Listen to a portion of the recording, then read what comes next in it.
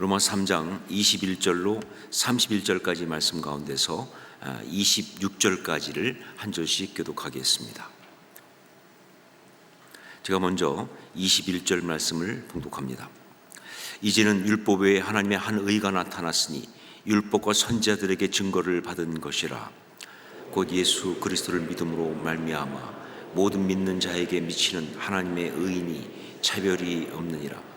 모든 사람이 죄를 범하였음에 하나님의 영광에 이르지 못하더니 그리스도 예수 안에 있는 성령으로 말미암아 하나님의 은혜로 값없이 의롭다 하심을 얻은 자 되었느니라. 이 예수를 하나님이 그의 피로써 믿음으로 말미암는 화목제물로 세우셨으니 이는 하나님께서 길이 참으시는 중에 전에 지은 죄를 간과하심으로 자기의 의로우심을 나타내려 하심이니 곧 이때에 자기의 의로우심을 나타내사 자기도 의로우시며 또한 예수 믿는 자를 의롭다 하려 하심이니라. 아멘. 제가 한번 신문 기사를 보니까 그린비 출판사라고 하는 곳에서 세계를 뒤흔든 역사, 세계를 뒤흔든 선언이라고 하는 그러한 시리즈를 출판했다는 기사가 있었습니다. 자, 그런데 그러면서 거기서 말하기를 역사의 물줄기를 바꾸는 것은 바로 위대한 선언들이다라고. 역사의 물줄기를 바꾸는 것은 위대한 선언들인데 그 중에 정말 중요한 것을 골라서 다루었다라고 그렇게 소개하고 있습니다. 그러면서 거기서 가장 먼저 다룬 것이 뭐냐? 1848년에 출판된 마르크스와 엥겔스의 공산당 선언이라고 하는 것이었어요. 공산당 선언. 그러면서 거기서 말하기를 이 선언이 역사상 가장 유명한 선언인데 또 그만큼 논란이 많은 그런 선언이기도 하다, 이렇게 얘기하고 있어요. 저는 그 기사를 보면서 생각했습니다. 공산당 선언, 이것이 역사상 가장 유명한 선언이라고 하는 것, 나는 절대 동의할 수 없다. 이게 제일 유명한 선언이다, 난 여기에 동의할 수 없지만, 그러나 정말 논란이 많은 선언이라는 것, 이것은 정말 동의한다. 그러면 생각하기를 이것은 인류를 정말 고통스럽게 한, 어떻게 보면 있어서는 안 되었던 선언이었다. 역사의 물줄기를 바꾼 선언이라는 건 맞지만, 그러나 그 물줄기를 바꿨다는 것이 좋은 것이 아니라 바로 인간을 고통스럽게 하는 그런 잘못된 방향으로 바뀌게 한 그런 선언이다, 그렇게 생각을 했습니다.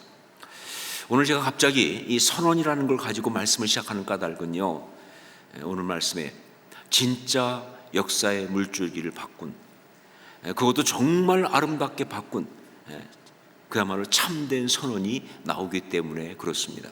그것이 바로 로마서 3장 21절 말씀이에요. 여러분, 이 로마서 3장 21절 말씀은요, 정말 위대한 선언입니다. 그야말로 역사적인 선언이에요. 그리고 이것은 신앙인의 삶에서 그의 삶을 완전히 바꾸시는 그런 정말 중요한 선언이기도 한 것입니다. 우리 그 선언 로마서 3장 21절 말씀을 함께 읽도록 하겠습니다. 함께 읽습니다. 이제는 율법 외에 하나님의 한 의가 나타났으니 율법과 선지자들에게 증거를 받은 것이라. 제가 이 말씀을 선언이라고, 그것도 위대한 선언이라고 그렇게 말하는 것은요, 무엇보다 이 말씀 속에 있는 두 개의 표현 때문에 그렇습니다. 우선 첫째는 이제는 이라고 하는 표현이에요. 이것을 헬라어로 보면, 헬라어로는 눈이 대라는 말입니다. 눈이 대. 근데 그 눈이는 뭐냐? 영어로 표현하면 바로 now라는 말이죠. now. 이제는. 그리고 대는 뭐냐? 영어로 표현하면 but. 그러니까 눈이 대, 이것은요, 정확히 번역하면 but now, 그러나 이제는, 이렇게 번역할 수 있는 거예요. 자, 그런데 여러분, 이 눈이 대, 그러나 이제는, 이 표현은요, 보통 두 가지 의미로 사용됩니다. 하나가 뭐냐? 논리적인 것을 뒤집어 버리는 표현이에요. 논리적인 것을 뒤집어 버리는 그런 표현입니다. 지금까지 어떤 논리로 쭉 오고 있는 이야기가 있는데 그것을 논리적으로 결정적으로 뒤집고 새로운 결론으로 가게 할 때 쓰는 것이 바로 이 논의대라고 하는 이겁니다. 그리고 또 한 가지 뭐냐? 시간적인 반전의 의미를 쓰입니다. 시간적인 반전의 의미. 그동안 쭉 어떤 일이 되고 있어요. 전혀 바뀔 것 같지 않은 것처럼. 그런데 때가 이르러 상상도 못하던 어떤 그런 것이 나타나는 그런 일로 인해 가지고, 그래서 그게 확 뒤집어지는 반전이 일어나는 것, 그야말로 반전의 역사가 일어나는 것, 이것을 갖다가 눈이되 이렇게 말합니다. 자, 그렇다고 한다면 로마서 3장 21절, 여기에서는 이 두 가지 가운데 어떤 의미로 쓰였는가? 여기서 이 말씀 가운데서는요, 바로 둘 다였어요. 둘 다로 쓰였습니다. 논리적인 것도 맞고요, 그리고 시간적인 것도 맞습니다. 그래요, 그동안 죄의 논리가 진행되어 왔었습니다. 사망의 논리가 진행되어 왔었습니다. 그래서 수많은 사람들이 그 논리의 결과로 그냥 그대로 갈 수밖에 없는, 받아들일 수밖에 없는 죄의 논리, 사망의 논리, 그런 상황이었습니다. 누구도 여기에서 예외가 될 수 없었다, 그 말이에요. 그러나 이제는 눈이 돼 그 사망의 논리를 뒤집는, 그 죄의 논리를 뒤집는 그러한 역사가 일어난 거예요. 그 죄의 논리를 뒤집는 그런 결론을 가져오는 논리적 반전이 일어났다, 그 말입니다. 이게 복음 아닙니까? 이것이 하나님의 역사 아니에요, 그렇죠? 저는 분명히 믿지만 복음은, 하나님 역사는 죄의 논리를 뒤집는 것이다, 사망의 논리를 뒤집는 것이다. 저는 그렇게 믿습니다. 이게 바로 하나님의 역사죠. 자, 그리고 또한 이것은요, 시간적인 그런 의미를 갖습니다. 역사 속에, 인간의 삶 속에 그냥 그렇게 쭉 살아왔는데 거기에 하나님의 때가 이른 거예요. 하나님께서 임하시고 간섭하시는 그 역사하심의 때가 이른 것이다, 그 말이에요. 그동안 정말 오랫동안 기다렸습니다. 그게 너무 오래 가다 보니까, 그러다 보니까 이게 정말 영원히 이럴 수밖에 없겠다, 그냥 이대로 끝나는 것인가 보다 싶은 그런 마음이었어요. 그냥 계속 이렇게 살아야 되나 보다. 그래서 정말 소망도 없고 희망도 없는 그런 상황이었습니다. 그러나 이제는 눈이 돼 하나님의 역사가 일어난 거예요. 거기서 상상도 못했는데 하나님의 역사가 일어난 거예요. 그래서 이것은 일종의 선언이다, 그 말입니다. 바로 이제는 이라고 하는 것 때문에 이건 선언이고요. 그리고 두 번째로 하나님의 한 의가 나타났으니 라는 표현입니다. 하나님의 한 의가 나타났으니, 이것은 바로 이 눈이 되라는 표현을 가지고 죄와 사망의 논리를 뒤집으면서 나타난, 그리고 하나님의 그때의 하나님의 역사하심으로 나타난 바로 그게 뭐냐를 이야기하고 있어요. 그동안 있었던 의가 아닌 하나님의 한 의가 나타났다는 거예요. 이걸 선언적으로 말한 겁니다. 자, 그렇다고 한다면 그게 뭘 말하는 것이냐? 그러기 위해서 먼저 이 의라는 것이 무엇인지를 알 필요가 있죠. 여러분, 의 혹은 의로움, 그게 뭘 말합니까? 무슨 뜻입니까? 사전적으로 보면요, 옳은 것, 바른 것, 그런 이야기예요. 자, 그런데 여러분, 신앙적으로는 조금 다르죠. 신앙적으로 이것은 우리에게 무엇을 말하는 것일까요? 저는 이렇게 정의합니다. 의는 바로 하나님이 우리를 지으셨던 원래의 모습을 말하는 것이다. 그것이 무엇이든, 의는 그냥 윤리도덕적으로 바른 것, 이게 아니라 하나님이 우리를 지으셨던 원래의 모습을 말하는 것이다. 그렇기 때문에 의는 죄로 망가지고 죄 때문에 파괴되었던 어떤 그런 것이 아닌 하나님이 지으신 본래의 모습, 그게 바로 의다. 그 본래의 모습 돌아가는 것, 그게 바로 의다라고 할 수 있는 거예요. 그렇기 때문에 그동안 인간에게는요, 의가 없었습니다. 그 의로 돌아갈 방법이 없었습니다. 나름 여러 가지 노력들을 많이 했지요. 어떤 윤리 도덕적인 것 가지고, 어떤 훈련을 가지고, 어떤 종교를 가지고. 하지만 어떤 인간도, 어떤 문화도, 어떤 민족도 죄를 이기고 하나님이 처음 우리를 지으셨던 그 모습으로 회복될 수는 없었다는 거예요. 이게 성경이 말하는 대로 말이죠, 에덴 동산에서 인간이 타락한 다음에 생명나무로 가는 길이 막힌 그 이야기 아닙니까? 못 돌아가는 거예요. 그래서 그동안 이 의로움이라는 단어는요, 인간에게는 어떤 의미였느냐? 절망이라는 의미였어요. 이 의로움이라는 단어는요, 우리에게는 불가능이라는 의미였습니다. 소망이 없음이란 그런 뜻이었다고요. 특히 율법이라든가 혹은 윤리 도덕적인 어떤 노력으로 의로움을 얻어보려고 했던 모든 사람들은요, 이것은 심각한 좌절밖에 아무것도 남기는 것이 없다. 애쓰면 뭐합니까? 심각한 좌절밖에 없어요. 안 된다 하는 것이죠.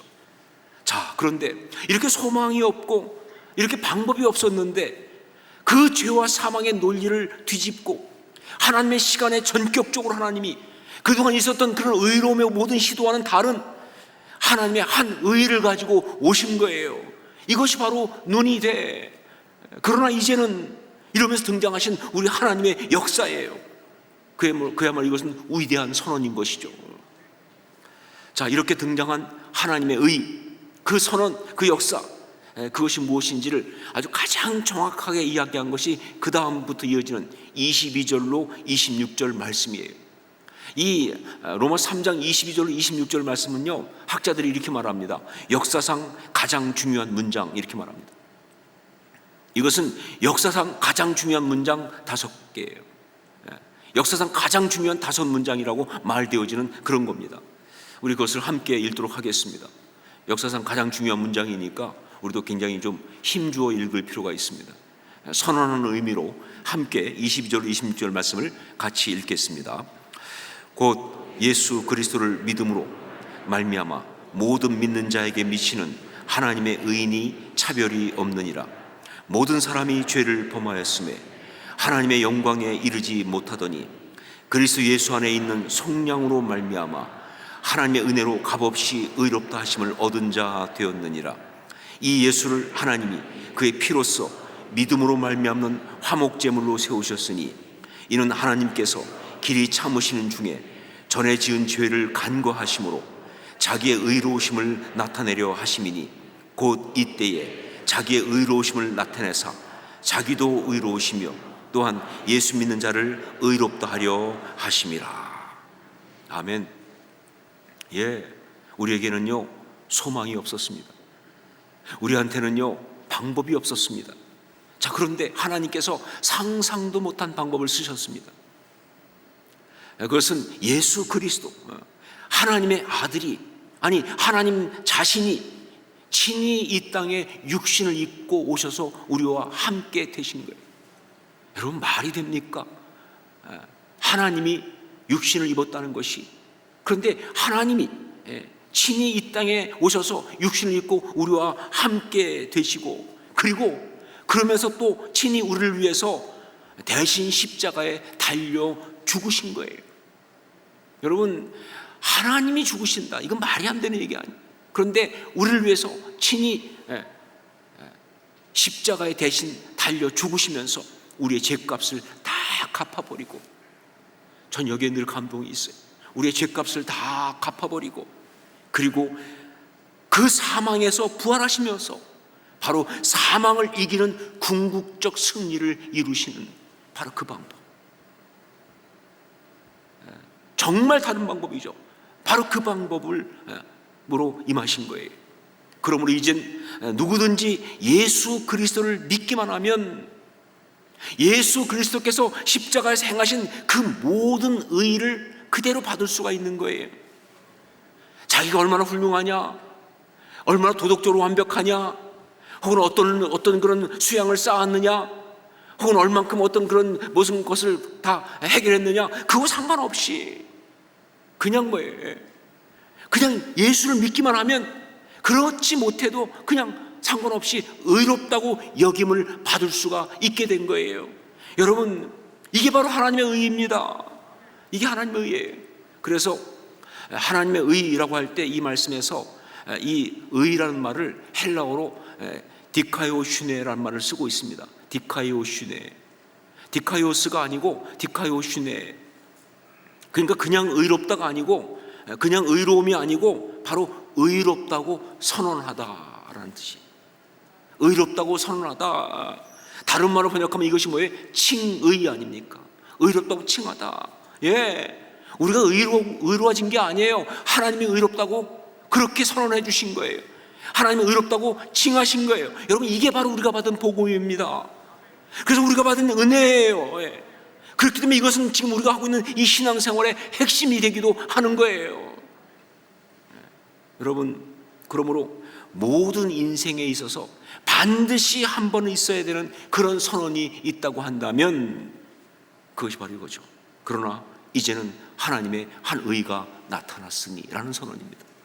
모든 인생에 있어서 반드시 한 번은 있어야 되는 정말 선언이 있다고 한다면 바로 이거예요. 그러나 이제는 하나님의 한 의가 나타났으니, 이렇게까지 생각합니다. 정말 그 인생이, 그 삶이 성공적이냐 아니냐를 가르는 결정적인 것이 있다면 바로 이것이다. 그 삶 가운데 바로 이 선언, 그러나 이제는 하나님의 한 의가 나타났으니라는 선언이 있느냐 없느냐, 바로 그것이다. 그렇게 생각합니다. 아무리 돈을 많이 벌고 아무리 다른 것을 열심히 해서 다 이뤘다고 해도, 세상 명예, 부귀, 권력 다 가졌다 할지라도 그 삶을 조망하면서 그러나 이제는 하나님의 한 의가 나타났으니 라는 말을 할 수가 없다고 한다면 그 삶은 아무것도 이룬 것이 없는 거예요. 그 삶의 결론은 실패입니다. 그 삶의 결론은 그냥 사망이에요. 그 삶은 저주일 뿐이다 하는 것이죠. 그러나 아무리 힘들게 살았고 어렵게 살았고 그래도 말이죠, 예수 그리스도를 주로 영접함으로써, 예수 그리스도를 주로 믿고 영접함으로써 이제 그 삶에 하나님의 한 의가 나타났으니 라고 말할 수 있다고 한다면 그것으로 그 삶은요 가장 중요한 역사를 이룬 거예요. 그야말로 BC에서 AD로 전환이 되었다 그 말입니다. 자, 그런데 저는요 여기서 이제 하나님의 한 의가 나타났으니 이 말, 이것이 처음 우리가 예수 믿을 때 그때 한 번만 나타나는 거라고 생각하지 않습니다. 제가 여러 번 말씀드렸지만 우리 신앙은요 구원받을 때 따로, 그 다음에 성화 따로 이렇지 않잖아요. 그렇죠? 그러니까 이것도 우리가 처음 구원받을 때 한 번만 나타나는 선언이 아니라 그 삶 가운데 신앙생활하는 내내 삶의 모든 순간에 계속 일어나는 역사라는 거죠. 삶의 모든 부분에서 크고 작은 그런 모든 일들 가운데서, 그러나 그 일이 정말 우리 힘으로 할 수 없는 어떤 그런 일들 가운데서 우리가 정말 그렇지만 그 가운데 하나님을 믿고 있는 사람이라고 한다면, 믿음으로 하나님 바라보고 나가는 그런 가운데 있다고 한다면 그 삶에 반드시 어떤 일이 일어나느냐, 그러나 이제는 하나님의 한 의가 나타났으니 그 역사가 일어난다는 거예요. 여러분 믿으십니까? 그래야 한다는 것이죠. 죄의 논리를 다 뒤집어버리고 하나님의 역사하심의 때가 임하는 바로 그 선언, 그 은혜가 삶의 구체적인 이야기 속에 계속 일어나는 것이다. 이게 신앙생활이다. 제가 어떤 한 여자 집사님의 간증을 들었습니다. 이분은 결혼하고 한 20년 좀 넘은 그런 분인데, 그분이 그러더라고요. 결혼할 때 모든 여자분들이 보통 그렇게 말하는 것처럼 자기 남편이 자기를 정말 죽겠다고 따라다녀서 결혼했다는 거예요. 당신 아니면 죽겠다 하는 바람에 그래서 결혼을 했다. 그때는 정말 이 사람이 나를 정말 사랑하는구나, 이 사람이 정말 하고 결혼하면 좋겠다, 행복하겠다, 이런 마음도 갖고 결혼했는데, 결혼하고 보니까 이야기가 달라졌다 하는 거예요. 자기 남편은 굉장히 훌륭한 사람이래요. 자기 일하는 데 있어서 또 여러 가지 면에서. 그런데 문제는 뭐냐, 자아가 너무 강한 사람. 그러다 보니까 이 자아가 너무 강한 것이 두 가지로 문제가 있었는데, 하나가 뭐냐, 신앙생활에서 문제가 돼요. 교회를 그냥 나오긴 나온대요, 부인 때문에. 그렇지만 정말 안 믿는데요. 정말 믿음이 없었다는 거예요. 그러니까 항상 비판하고 항상 평가하고 거부하고, 자기가 볼 땐 전혀 믿음이 없는, 그러니까 신앙적 진도가 안 나가는 거예요. 자아가 너무 강해서. 그리고 또 한 가지 뭐냐, 자기한테 너무 상처를 주는 거예요. 자아가 강하다 보니까, 그러니까 막 자기를 판단하고 그리고 무시하고 말로 상처 주고. 그런데 조금도 그걸 바꿀 생각이 없다는 거예요.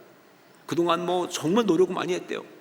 싸우기도 하고 이야기도 하고, 그런데 안 바뀌더라고요.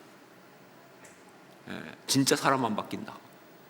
그게 결국은 이분이 이거 안 되나 보다, 그냥 평생 이루고 살아야 되나 보다 싶은 거예요. 그런데 자기가 신앙인이니까 그래도 정말 하나님 앞에서 계속 기도할 수밖에. 그 집사님 말씀이 재밌어요. 그래서 남편에서 막 기도할 때 입술로는 막 기도하고 있는데 생각으로는 절대 안 바뀌어. 이 생각이 확실하더라고요. 기도는 하지만 생각으로는 이 인간은 안 바뀐다, 절대 안 된다, 이런 생각밖에 없더라고요. 하지만 목사님이 기도하라고 그랬으니까 또 자기가 기도해야 하니까 기도는 하는 거예요. 그런데 여러분, 놀랍게도 어느 날 그 남편이 은혜를 받았다는 거예요. 뭐 특별한 것도 아닌데 그냥 그야말로 눈이 돼 갑자기 은혜를 받은 거예요. 은혜를 받으면서 사람이 확 달라지죠. 일단 말씀을 대하고 신앙적인 변화가 일어나는데 진짜 신앙적으로 바뀐 거예요. 그래가지고 뭐 예배 드리는 것뿐 아니라 말씀을 읽는데 너무너무 말씀을 열심히 읽고 막 어느 정도냐면요, 말씀을 계속 읽으면서 어느 날 자기한테 묻더래요. 이게 무슨 뜻이냐고 말씀이. 그래서 자기가 보니까 모르겠더래요. 그래서 모르겠다 그랬더니 너는 어떻게 그렇게 믿었냐고. 그렇게 말할 정도로 아주 말씀 가운데 들어갈 뿐만 아니라 인격이 달라져가지고, 인격이 달라졌어요. 언어가 달라지고 사람을 배려할 줄 알고 자기를 내려놓을 줄 알고 정말 너무너무 바뀌어서 진짜. 그러면서 그 집사님 하는 말씀이, 목사님 정말 사람 바뀌는 건 맞더라고, 신앙 안에 사람 바뀌더라고. 그러면서 자기는 지금 하나님 나라 가운데 사는 것 같다고, 진짜 하나님의 그 은혜를 피부로 느끼고 살고 있다고. 여러분, 이것이 바로 그러나 이제는 하나님의 한 의가 나타났으니 그 이야기입니다. 여러분, 그렇습니다. 이런 역사가 계속 일어나는 것이 바로 신앙생활이죠. 이런 역사가 계속되는 것이 신앙인의 삶의 이야기입니다. 자, 그렇다고 한다면 구체적으로 하나님의 한 의가 나타났으니 이 역사가 일어나는 것은 어떤 것들인가? 이걸 구체적으로 말하면 어떻게 말할 수 있느냐? 오늘 말씀을 보면 바울 사도는 바로 이걸 말하면서 세 가지의 비유적인 개념을 사용하고 있습니다. 그 첫 번째가 뭐냐? 법정의 개념을 가지고 이야기하고 있습니다. 법정의 개념. 의롭게 여긴다 하는 말이 바로 그 얘기입니다. 지금 법정에서 죄인이라고 그렇게 고발당한 거예요. 고발하는 자의 고발도 당연히 그렇지만 자기 자신이 봐도 나는 죄인임을 인정할 수밖에 없는 그런 상황입니다. 그래서 정말 꼼짝없이 죄인으로 그렇게 판결을 받아야 되는 상황인데, 그런데 하나님의 의는 뭐냐? 바로 그런 자리에서 우리를 의롭다고 여겨주심으로, 그래서 우리를 고발하는 그 모든 고발을 다 무력화시키는 바로 그 역사, 그게 바로 우리가 받은 은혜라고 하는 거예요. 여러분, 그렇습니다. 우리가 받은 은혜는 바로 이 이야기입니다. 삶 속에서 사단마귀의 고발을 당하면서 특별히 나의 죄책감이 나를 무너뜨릴 때 난 거기서 벗어날 수가 없지요. 특별히 우리는 내가 살아가면서 지난날 내가 행했던 모든 실패 혹은 어떤 그 실수 이야기는요, 벗어날 수가 없는 거예요. 이건 정말 계속 나를 따라다니면서 나를 고발하는 고발의 올무가 되어서 나를 옥죄이고 난 그 속에서 그냥 무너질 수밖에 없는 그런 상황인데, 그런데 하나님께서 나를 의롭다 하심으로, 그런데 하나님의 한 의가 나타남으로, 다른 것은 아무것도 필요 없고 그냥 예수 그리스도를 주로 고백한 그 믿음, 하나님의 은혜를 믿고 의지한 그것만 가지고 우리를 의롭다고 하심으로 그 모든 고발을, 그 모든 죄책감을 다 잠재워 버리시는 것, 이것이 바로 우리가 받은 은혜입니다. 여러분, 이것은 내 삶 전체를 구원하시는 그런 은혜일 뿐만 아니라 나의 삶의 모든 순간순간 나를 고발해오는 그 모든 죄로부터 우리를 지켜주시는 그러한 하나님의 은혜의 역사이기도 한 거예요. 여러분에게는 이것이 있습니까? 두 번째는 종의 개념을 가지고 이야기하고 있어요. 종의 개념을 사용하고 있습니다. 우리 24절 말씀을 함께 읽겠습니다. 24절 같이 읽습니다. 그리스도 예수 안에 있는 속량으로 말미암아 하나님의 은혜로 값없이 의롭다 하심을 얻은 자 되었느니라. 여러분, 우리는 죄의 노예가 되었습니다. 그래서 거기서 헤어나올 수가 없는 거예요. 죄의 노예니까.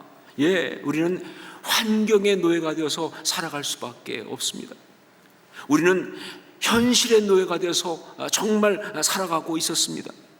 우리는 물질의 노예, 우리는 욕망의 노예, 그런 노예가 돼서 살아가고 있는 그런 존재였습니다. 특별히 우리는 끝없이 걱정하고 근심하고 두려움하면서 그 가운데 잡혀있는 그러한 사망의 노예였습니다. 우리는 죄의 노예였고요, 우리는 바로 사망의 노예였다는 거예요. 자, 그런데 이런 우리에게 하나님의 한 의가 나타났습니다. 그것은 바로 예수 그리스도께서 십자가에 죽으시면서 우리의 죄값을 다 갚아주시고 우리를 속량하신 바로 그 은혜입니다.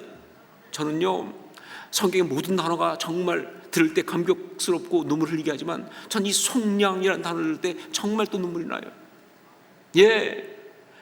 예수 그리스도께서 십자가에서 우리를 대신해 죽으시면서 우리 죄값을 다 갚아주시고 우리를 속량하신 은혜예요. 우리가 그 예수님을 정말 우리 주님으로 믿음으로 영접하기만 하면 그렇게 우리한테 자유가 주어지는 거예요. 자유가 주어지는 거예요. 이것이 바로 하나님의 의의 이야기입니다. 여러분, 수많은 믿음의 사람들이 바로 이 은혜를 맛보았어요. 수많은 신앙의 사람들이 지금도 이 은혜를 누리고 있습니다. 정말 매임에서 놓여서 자유케 된 바로 그 은혜. 욕망의 노예도 아니에요, 욕심의 노예도 아니에요, 현실의 노예도 아니에요. 그냥 우리는 뭐예요? 두려움의 노예도 아닙니다. 그냥 우리는 뭐예요? 하나님의 자녀입니다. 하나님의 아들이에요, 하나님의 딸이에요. 하나님, 우리 하나님이세요. 그래서 상황은 똑같은데 달라진 것이 없는데 우리는 더 이상 걱정하지 않습니다. 두려워하지 않습니다. 거기 매여있지 않습니다. 설명할 수 없는 하늘의 자유가 우리에게 임하는 줄 믿습니다. 이것이 바로 이제는 하나님의 한 의가 나타났으니 그 역사예요. 여러분, 경험하신 분 많이 있겠지만 저도 참 많이 경험합니다. 정말 기가 막혀요. 아무것도 달라진 것이 없는 것 같은데 완전히 달라졌어요. 더 이상 두려워하지 않습니다. 더 이상 매여있지 않아요. 정말 자유예요. 그게 바로 천국을 소유하는 것이죠.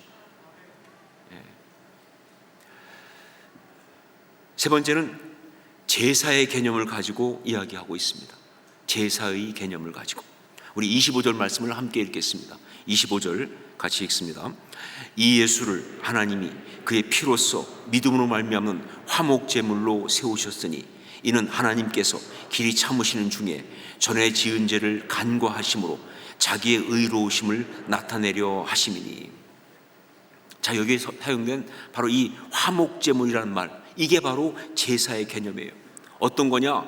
하나님과 우리 사이가 막혀있고 단절됐던 것을 다시 회복하는 바로 그 영적인 역사를 말하는 겁니다. 제사는 그겁니다. 하나님과 우리 사이가 막혀있는 것을 다시 회복하는 영적인 역사. 여러분, 바로 그런 역사가 우리 가운데 은혜로 일어났다는 것이죠. 우리는 죄인이기 때문에 하나님의 영광에 이르지 못하고, 우리는 하나님을 만날 수도 없고, 우리는 하나님과 교제할 수도 없는 그런 상황인데, 그런데 하나님께서 우리 가운데 은혜를 베푸사 어느 순간에 하나님의 한 의가 나타나는 역사가 일어나면서, 그러면서 예수 그리스도를 통해서 하나님께서 그 모든 것을 다 연결하시는, 회복하시는, 화목제물 삼으시는 그런 일을 행하시면서, 그러면서 어떤 일이 일어나느냐? 여러분, 우리가 예수 그리스도를 주로 고백했을 때 그때 우리 가운데 일어나는 가장 첫 번째 놀라운 변화가 뭡니까? 우리가 예수 그리스도를 주로 고백함으로 얻게 되는 최고의 첫 번째 축복이 뭡니까? 그것이 바로 뭐예요? 하나님을 아바, 아버지라고 부른다는 거예요. 그냥 하나님 아니에요. 미지의 신은 더더욱 아닙니다. 어떤 우주에 있는 어떤 신도 아니에요. 우리 아버지신 거예요. 하나님 내 아버지세요. 그것도 그냥 아버지가 아니라 아빠 아버지잖아요, 그렇죠? 아바 아버지, 그 친밀감. 그러니까 기도가 가능한 거죠. 그러니까 예배가 가능한 거죠. 그러니까 말씀이 귀에 들어오는 거예요. 바로 그런 역사가 일어났다는 그 말입니다. 화목제물을 통해서 회복되니까. 그래요. 한때는, 그리고 솔직히 지금도 때때로 하나님은 우리에게 너무나 먼 그런 분일 수 있습니다. 우리의 생각과 이성을 가지고는요, 하나님은 안 계시는 것 같아요. 예, 그런 생각이 들어올 때가 있다 그 말입니다. 자, 그런데 여러분, 분명히 우리의 생각과 이성으로 볼 때 하나님은 안 계시단 말이 정말 설득력 있게 그렇게 들을 수밖에 없는 것이 우리 인간들이 갖고 있는 어떤 현실이지만, 그러나 그 순간에도 또 우리의 생각을 가지고 볼 때 너무나 분명한 거 뭐냐? 예, 그러나 하나님이 안 계시면요, 우리가 너무 비참하다는 겁니다. 우리 생각이 하나님이 안 계신 것 같다, 생각은 그렇게 말할 수 있어요. 하지만 그 생각 가지고 다시 보세요. 하나님 안 계시면 우리가 너무 비참하다. 그러면 우리가 동물하고 뭐가 다르겠습니까? 그러면 우리 삶의 참된 가치와 행복과 아름다움이 어디 있냐 그 말이에요. 그냥 이렇게 살다가 죽어버리는 그런 인생, 그거라고 한다면요, 이 허물을 어떻게 감당하시겠어요? 여러분, 내가 살면서 사는 것이 하나님 없이 그냥 이렇게 살아가는 게 다라고 한다면요, 이 허무함을 어떻게 감당하시겠냐 그 말이에요. 이것처럼 답답할 수가 없죠. 정말 여러분, 우리한테는요, 하나님이 필요합니다. 정말 우리는요, 하나님과 교제해야 돼요. 아니, 하나님의 그 사랑을 우리가 먹어야 합니다. 그런데 이게 안 되면 얼마나 답답하냐 그 말이에요. 그런데 이런 우리한테 하나님께서 역사하심으로 이제는 하나님의 한 의가 나타났으니, 하나님께서 정말 예수 그리스도를 화목제물 삼으시면서, 그러면서 그 은혜로 하나님을 아바, 아버지라고 부르는, 그러면 그 사랑 가운데 거할 수 있는 바로 그 역사를 펼치신 것, 이게 바로 하나님의 한 의가 나타났으니 그 이야기예요. 여러분, 이건 정말 상상도 할 수 없을 만큼 기가 막힌 이야기입니다. 너무 행복한 이야기죠. 경험해 보신 사람은 알아요. 은혜 받아본 사람은 압니다. 다른 거 다 필요 없어요. 그냥 하나님을 그냥 하나님이라고 부를 수 있다는 자체가, 내 아버지라고 부를 수 있는 자체로 괜찮아요. 그러면 행복한 거예요. 하나님이 내 하나님의 아버지신데. 그래서 어떤 분 보면 그냥 기도할 때 아무것도 안 하고 그냥 아버지, 아버지, 아버지, 계속 아버지만 불러요. 너무 좋아서, 너무 행복해서, 부르고 또 불러도 그냥 계속 감동이 오니까. 이게 바로 그러나 이제는 한 의가 나타났다 그 말씀이죠. 그러나 이제는 하나님의 한 의가 나타났으니, 저는 이 자리에 있는 모든 성도들의 삶 가운데 그 삶을 구원하는 바로 이 선언이 반드시 있었기를 바라고, 만이 그렇지 않다고 한다면 반드시 있어야 합니다. 그럴 수 있기를 주의 이름으로 축원합니다. 우리 삶에는 이 선언이 있어야 돼요. 그러나 이제는 하나님의 한 의가 나타났으니. 자, 그리고 우리 삶 속에, 저는 여기 있는 모든 성도의 삶 속에 날마다 무엇보다 가장 필요한 순간에 바로 이 선언이 있을 수 있기를 주의 이름으로 축원합니다. 캄캄하고 힘들고 어렵고 정말 답답해 보이는 어떤 순간에, 설명할 수 없는 어떤 역사로, 그 정말 기가 막힌 순간에, 그러나 이제는 하나님의 한 의가 나타났으니 그 선언이 있어야 하는 거예요. 아니, 반드시 있을 것입니다.